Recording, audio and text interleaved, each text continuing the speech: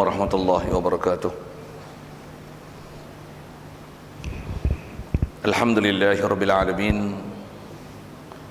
Wassalatu wassalamu ala asyrafil anbiya'i wal mursalin wa ala alihi wa sahbihi ajma'in. Subhanaka la ilma lana illa ma 'allamtana innaka antal alimul hakim. La haula wa la quwwata illa billahil aliyyil azim. Rabbi shrah li sadri wa yassir li amri wahlul 'uqdatam min lisani yafqahu qawli. Allahumma iftah 'alaina bi futuhil 'arifin bik. Allahumma ij'alna minal ladzina yastami'una al-qawla fayattabi'una ahsana. Allahumma 'allimna mimma jahilna wa anfa'na bima 'allamtana wa zidna 'ilman nafi'a ya rabbal alamin. Qala Syekh Musannif rahimallahu ta'ala wa nafa'na bihi wa bi 'ulumihi fid dharain amin. Kita di muka surat 34 rasanya.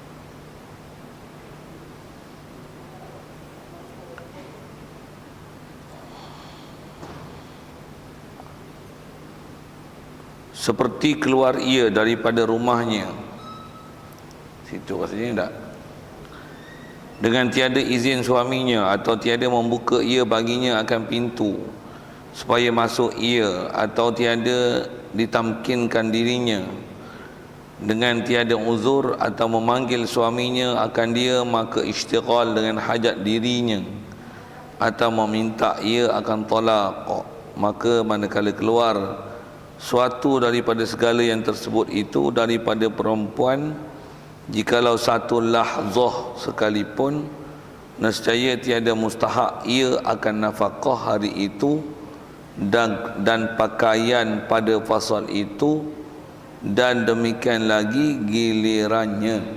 Situ rasanya. Hadirin sekalian, pertama sekali syukur, terima kasih kita kepada Allah Ta'ala. Syukur kita nikmat hidup masih Allah Ta'ala beri. Syukur kita dapat Islam, iman.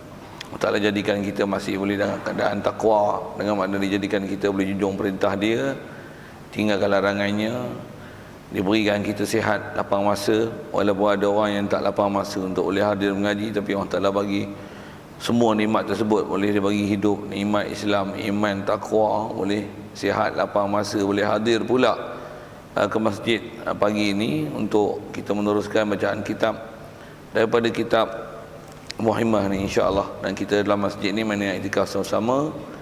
Lafadiannya saja aku iktikaf dalam masjid ni kerana Allah Taala. Kata musannif rahimahullah taala, seperti keluar ia daripada rumahnya dengan tiada izin suaminya.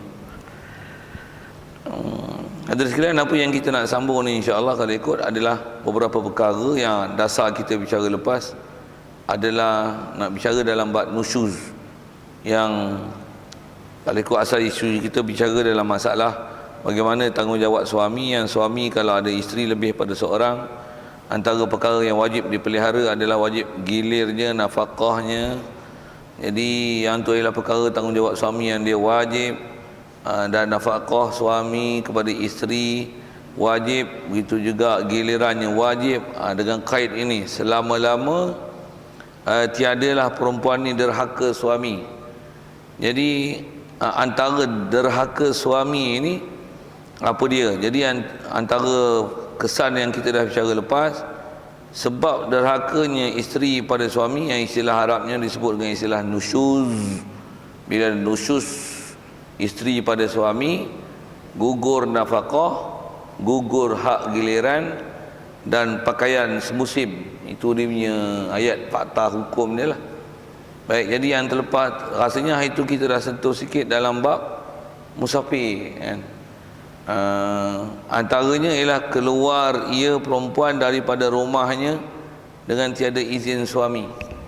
Jadi mana-mana isteri keluar daripada rumah yang tanpa izin suami, dan suami pun tak mengizinkan dan tak pernah ada ayat membenarkan, apatah lagi suami yang memang dia bagi kait qaid dan keluar rumah dengan izin dia, kena minta kat dia dulu, mesti ask his permission first before you get outside the house.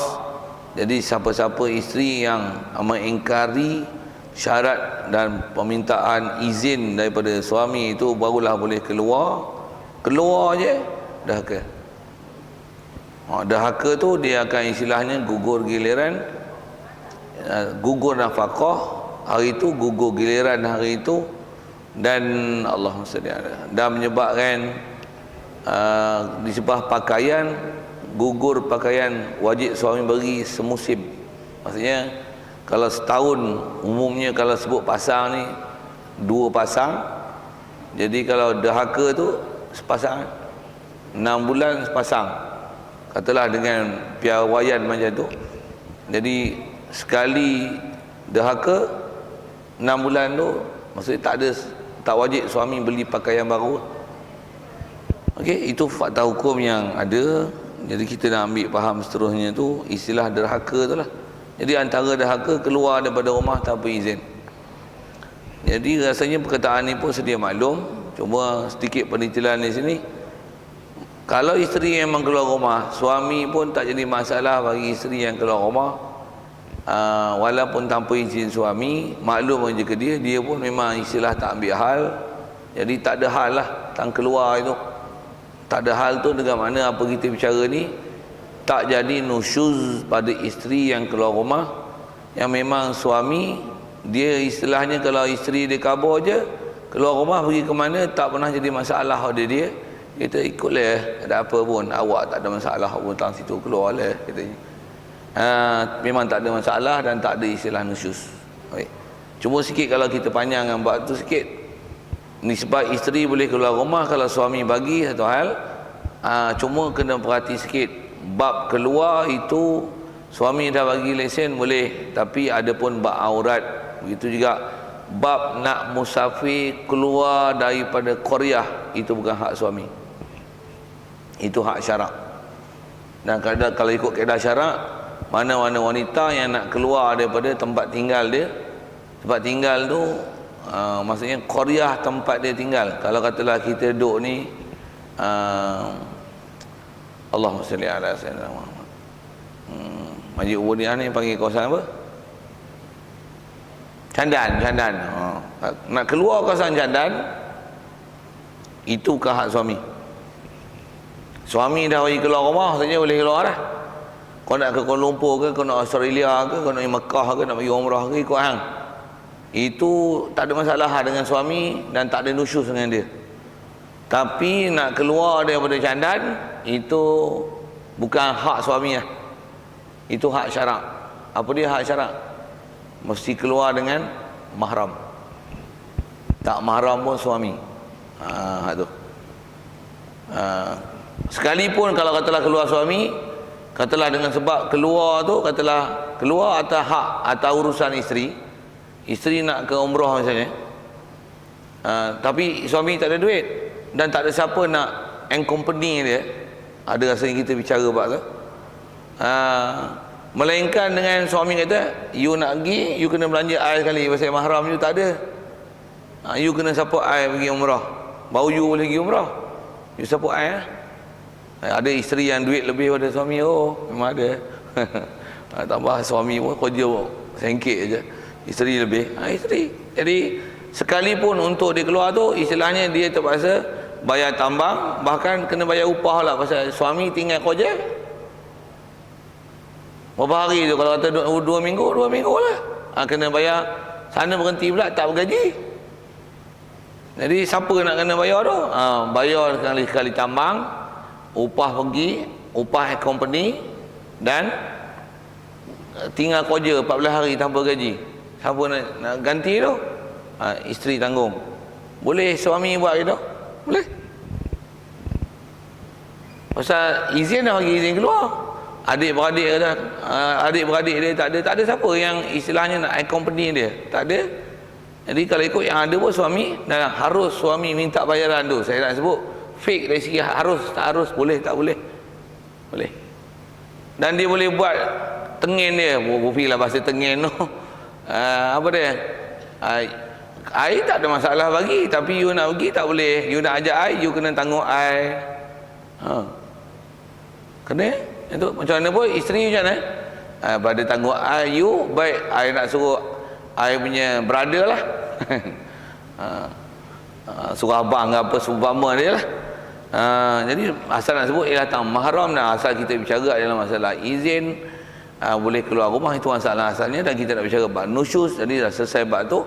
Jadi antara yang nak dipahamkan ialah bila keluar kawasan qaryah dia, qaryah tu istilahnya dobit dalam fiqh asalnya, dia dengan istilahnya mahalla Jumaat. Jadi kalau keluar rumah pergi kawasan istilahnya masih candan, pergi kedai makan, beli kedai barang, kedai roncit, apa-apa jumpa kawan kawasan ni tak ada apa. Tapi bila nak keluar sekalipun istilahnya keluar kawasan luar daripada Jumaat sempadan kita, tu dia punya dobit dia. Keluar tu mesti ada mahram. Yang tu bukan hak suami, itu adalah hak Allah Ta'ala, itu hak syarak. Allah Ta'ala mensyaratkan orang perempuan keluar mesti bersama dengan dia mahram. Kalau kita belajar bab hadis, tengok hadis sebut bab tu cukup ketat. Cuma benda tu lah ni, kalau dengan sistem kebangsaan dan biasa orang duk amal, macam tak ada apa-apa lah benda tu. Kalau ikut masih ada undang-undang itu. Dan selalunya undang-undang ni, kalau saya ngajar memang saya sebut ni, apa dia? Selalunya yang sangat dipelihara adalah dalam bab pelaksanaan haji. Maksudnya hari tu pun kita ada sentuh sekali lalu tu. Jadi kalau dah faham bagus. Cuma sekali lagi sebut ulangan, walaupun rasanya hari tu sebut dah, apa dia? Kalau gede-gede nak pergi ke, walaupun tak ada mahram, kena fahamlah kita pergi itu salah, melanggar hukum syarak dari sudut kata dia ni ada perbuatan tu adalah haram. Dan kena faham tak ada rukhsah untuk musafir. Pasal hukum musafir dia maksiat bis safar, dengan sebab maksiat dah hukum, dengan sebab musafir dah jadi maksiat. Maka tak ada keharusan qasar, tak ada jamak, tak ada. Kalau tak ada makanan pun tak boleh makan babi. Makanan sekalipun tak makan babi tu mati, sekalipun tak boleh makan babi. Pasal ar-rukhasu la tunatul bil ma'asi. Maksudnya kelonggaran syarak tak diberi pada orang maksiat, dan maksiat di situ ialah keluar tanpa mahram. Jadi kena faham benda tu salah dan keluar dengan penuh rasa susah hati kerana buat benda dosa. Dosa tak mana? Dosa tak menepati piawaian syarak, keluar daripada qaryah dengan mahram. Selalunya ada bicara bab ni bab haji. Haji bila suami isteri nak pergi, suami mati macam mana? Isteri boleh pihak. Satu bab edah, satu kan? Lagi bab apa? Bab siapa nak accompany dia, tak ada. Kalau ada orang boleh ganti accompany dia, baru boleh perempuan ni pergi. Kalau ikut naik bas ramai tak? Naik kapal terbang ramai? Duduk di Mekah ramai, tapi istilah yang nak accompany dia, siapa yang atasnya mas'ul, yang bertanggungjawab, yang take care about her, bila dia keluar, about him, bila dia keluar, siapa yang akan jadi masalah, yang akan istilahnya wali, akan jadi mengurus dia, siapa? Pasal dia perempuan lah. Dan perempuan mesti diajar dalam syarak untuk menjaga masalah perempuan ni, mesti ada siapa yang accompany dia.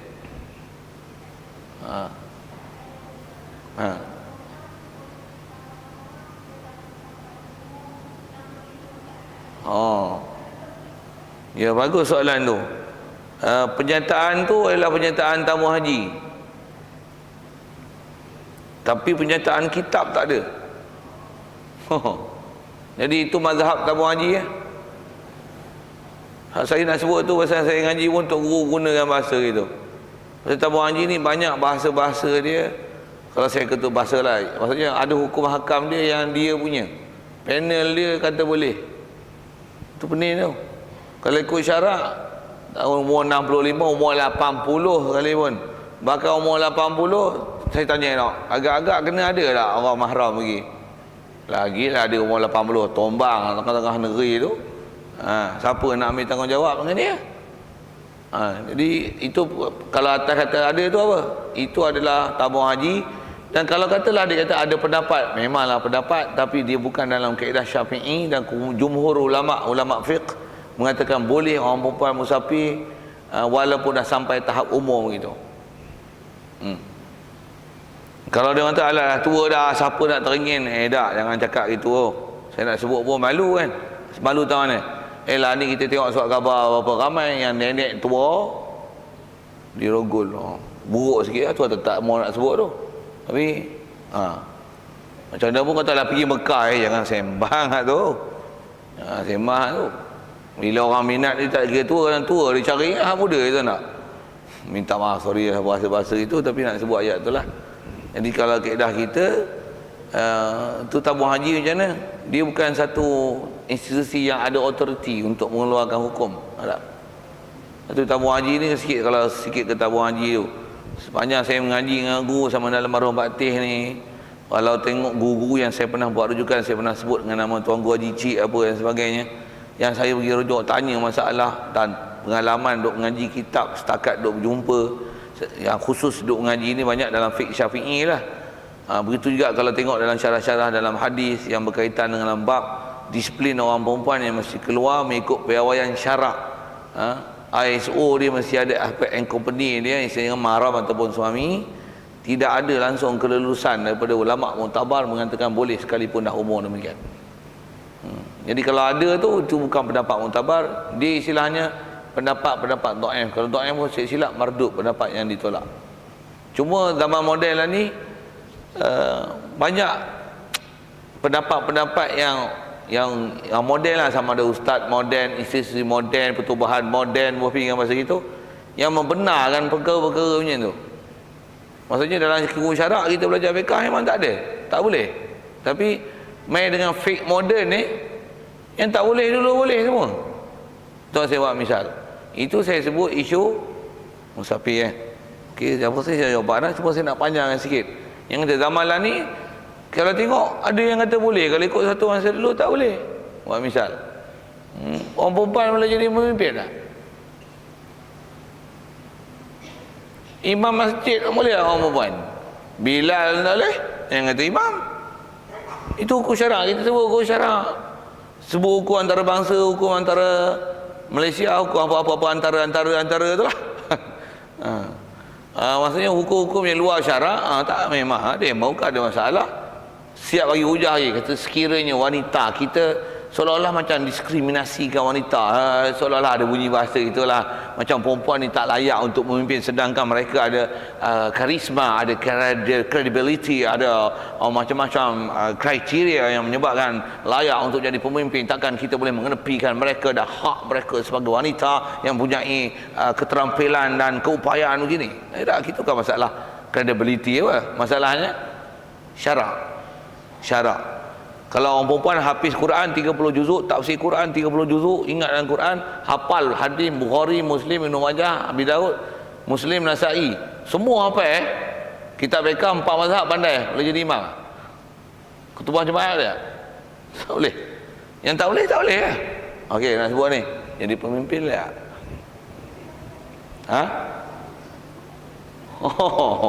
Dulu tak boleh, tak boleh. Macam mana sekali lagi? Ya betul. Dalam rumah tangga, dalam rumah memanglah dia bos, bos rumah tangga. Bahkan hak Islam, hak Islam dari segi sudut kata orang perempuan ni kaedah syarak disuruh syawiruhunna, suruh kita bermusyarat dengan isteri. Maksudnya musyarat dengan isteri, dan pandangan isteri kadang dipakai. Tambah pula kadang dari segi pemikiran isteri lebih matang daripada suami. Yang tu boleh, tapi atas istilah pemimpin siapa? Suami. Tanggungjawab siapa? Suami. Tak buah kat isteri. Tak buah kat isteri. Kalau kisah Nabi Adam maksudnya, Nabi Adam yang asal makan buah khuldi ni bukan Nabi Adam, Hawa. Siapa salah? Adam salah. Salah pun taklah berdosa, tapi atas kata salah, Allah Ta'ala kata dalam Quran, fa'asa Adamu rabbahu faghawa. Yang salah Adam. Adam salah, dia tersilap. Cuma ada bahasa dalam akidah itu, salah dia itu taklah dosa. Tapi Allah Ta'ala membahasakan salah tu apa? Siapa? Adam. Pasal apa? Dia suami. Dia biarkan isteri. Jadi tanggungjawab disalahkan kepada siapa yang bertanggungjawab, siapa yang ada responsibility dengan dia. Jadi tanggungjawab apa-apa sekalipun, katalah isteri lebih matang daripada suami, Kalau kata keluar kenyataan tanggungjawab apa, mesti atas suami. Walaupun suami melenggung, isteri matang. Mesti kalau kata jadi imam pun suami, walaupun isterinya hafiz Quran, hafizah Quran. Nak sebut tentulah dari segi kepimpinan kan. Kalau ikut dari segi kaedah syarak memang macam tu. Dalam rumah memang tak dipertikai, tapi bila luar rumah nak jadi menteri besar boleh tak? Hoi, sikit isu tu. Saya nak sebut atas isu pendapat dan pandangan. Menteri besar boleh tak? Boleh. Lagi pula tau, bila dah pegang menteri besar, nanti ada tak orang luar negeri datang, luar negara datang, pelawat datang, nak jumpa siapa? Orang tak panggil suami dia. Kalau nak jumpa, mesti suami accompany dia lah, bagi suami lah. Itu yang patutnya orang lelaki lah. Yang lelaki tak ada, bagi orang lelaki lah. Masalah pula tu, itu kalau dia duduk situ, orang datang jumpa. Pula tu kadang-kadang ada meeting yang dia kena handle satu lagi, ada benda yang istilahnya pertemuan empat mata saja yang kena bercakap benda agak secret. Jadi perempuan nak cakap dengan laki pula, bukan ada hubungan mahram apa-apa tu. Waktu lagi pula nak pergi mesyuarat Terengganu, Sabah, Sarawak, nak pergi lawatan ke Australia, perempuan pergi Mekah pun berkira. Takkan as a leader of a country kan, lagi susah lah, lagi susah. Driver kod suami dia driver tu okay. Tapi leceh suami driver, Perdana Menteri isteri. Masih saya nak tunjuk mana tempat orang jantan ni tak ada orang jantan dia. Sikit kalau saya sebut itulah. Saya nak sebut ialah disiplin hukum yang kita disiplinnya memang macam tu, tapi belakang ni tak apa pula. Jadi tak apa pula. Jadi ini masalah. Jadi yang ni yang kalau sebut dengan bahasa ini, kalau zaman belakang ni pendapat-pendapat moden yang contemporary punya macam ni lah. Dia lebih kepada tengok macam ni lah, hujah dia macam ni lah. Kalau tengok syarak, dah saya ngaji tok guru ajar macam ni. Apa hukum syarak, mana yang tak ada betulkan. Bukan apa yang ada hukum syarak. Author kan, boleh faham saya tak? Author lah, author. Repair. Yang ni katalah orang perempuan sekarang terpaksa tak? Bofi terpaksa. Untuk macam mana? Cari dalil ayat Quran, hadis, kaedah fiqah apa, bagi boleh orang perempuan tak? Bagi musafir, bagi keluar rumah. Silap esok nanti kan dia akan ada kenyataan macam ni bagi orang perempuan pun boleh minta talak, boleh jatuhkan talak kepada suami dia. Pasal dah maslahat dia. Ada maslahat, ada tahsiniat, ada muhtajat, ada hajat, ada kemaslahatan, dan ada benda tu nampak macam pandang bagi bagus ya. Nanti bagi hak lah isteri boleh mentalak suami. Jangan tak tahu, tak mustahil 10 tahun akan datang akan keluar pendapat tu. Dah memang ada dah pendapat gila itu pun, tapi kot tak ada highlight kan. Pasal apa? Pasal tengok maslahat. Orang perempuan telah dizalimi apa-apa, suami pula tak nak ceraikan isteri, pula tu ketelah cekik isteri, pukul isteri, tapi duit yang dia ambil sara pula anak isteri yang sara, suami tak ambil peduli. Sayur gira bagi isteri hak mentalak suami. Pula syarak macam mana? Yang tak boleh lah. Itulah. Kalau buat juga rasanya langgar, kena faham tu langgar peraturan syarak. Itulah. Jadi itu asal bicaranya. Jadi kalau rasanya jawapan jawablah tu. Dia kata ada pendapat kata boleh umur 65 lah, berapa umur tu. Dan ni rasanya bukan 65, 40 ke atas saja. Lagi melampau pula. Yang 65 mau melampau, 100 tahun mau melampau. Pasal apa melampau? Tak betul dengan hukum syarak. Dan dari sisi hukum sikit, disiplin kita ambil hukum dalam syarak ni wajib mencari pendapat yang rajih. Rajih yang kuat, yang betul. Dan istilahnya pendapat paling warok. Kalau ada pendapat pun bukan kaedah dia, macam mana contemporary punya kaedah, cari pendapat paling mudah. Lani ni tu lah, cari pendapat paling mudah. Dia mudah apa pun mudah. Memang Islam ni mudah, tapi mudah bukan ikut kepala otak kau. Orang berfaham bahasa gitu. Dia mudah mengikut hukum syarak. Sembahyang 5 waktu mudah tak? Mudah 5 waktu. Kata tak yang tak boleh sembahyang, engkau mudah-mudahkan. Ya, saya suka ayat tu, best. Itu bukan Islam mudah, itu engkau mudah-mudahkan Islam. Islam memang agama mudah. Dan memang mudah sebenarnya. Orang perempuan keluar, suami accompany dia. Mudah? Mudah, very simple, very mudah. Dan sangat baik hukum tu. Waktu keluar tanpa suami, kau telah mudah-mudahkan hukum syarat. Best, saya suka ayat tu. Best lah. Memang bahasa dia mudah-mudah. Zaman lah ni banyak pendapat mudah-mudah. Dia bukan mudah, bukan Islam mudah, tapi buat mudah-mudah dengan agama. Mudah-mudah kan. Dia rasa saya jawab soalan tu. Kalau ada muskil memang kena tanya lah. Aduh, bagi segi selesai. Cuma asal kita bicara bab keluar rumah itu. Begitu juga rasanya kalau saya pun pernah sampaikan isu tu, isu aurat sama. Dalam rumah memanglah tak payah pakai tudung. Bila keluar rumah, suami tak ada hak untuk bagi lesen buka aurat, tutup aurat tu. Keluar rumah tu disiplin syarak. Pasal tu hak Allah Ta'ala, hak syarak. Untuk orang perempuan, disiplin dia keluar rumah tutup aurat. Suami bagi izin sekalipun, izin tak boleh ambil. Pasal suami bukan Tuhan, suami bukan Allah Ta'ala. Sekalipun suami kata macam ni, I tak apa, I suami you. Tambah pula, dia bengong sikit, dia kata macam ni, I tanggung dosa you lah, jangan takut lah. You tak pakai tudung, you yang berdosa. Jadi tapi I suami you, jadi I responsible about you. So you buka tak pakai tudung, you jadi artis ke pramugari ke apa kan, you tak sembahyang apa-apa, I tak apa, I redha lah. Jadi I responsible about you, jadi I tanggung dosa you. Ada yang bingung juga itu. Walaupun dia kata aku tanggung dosa kau, tak ada, jangan tak tahu dia tak ada tanggung. Dia tanggung dari sisi salah dia tu satu tak ambil tanggungjawab. Jangan tak tahu kita tanggung bersama. Siapa buat dia bersalah, tak ada istilah dengan sebab itu suami esok semua longgok kat dia, kita tak ada salah. Tidak, masuk neraka dua-dua masuk.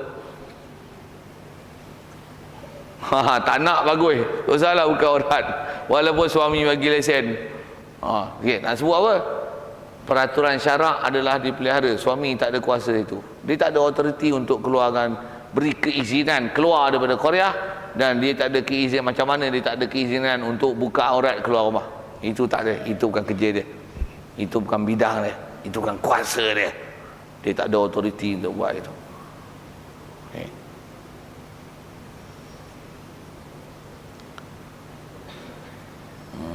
Okey, jadi asal kita bicara tanusyus saja, panjang sikit isu keluar rumah dan musafir. Okey.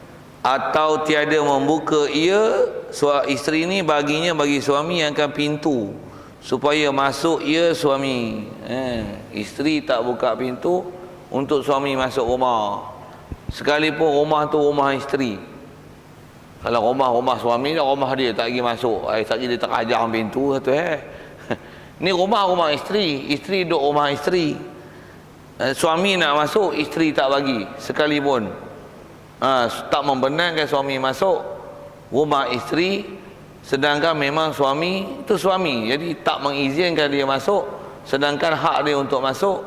Sekalipun isteri kata this my place, this my home, this my apalah, macam-macam dia cakap orang putih lah tu, dapat pendidikan orang putih lah, cakap orang putih lah.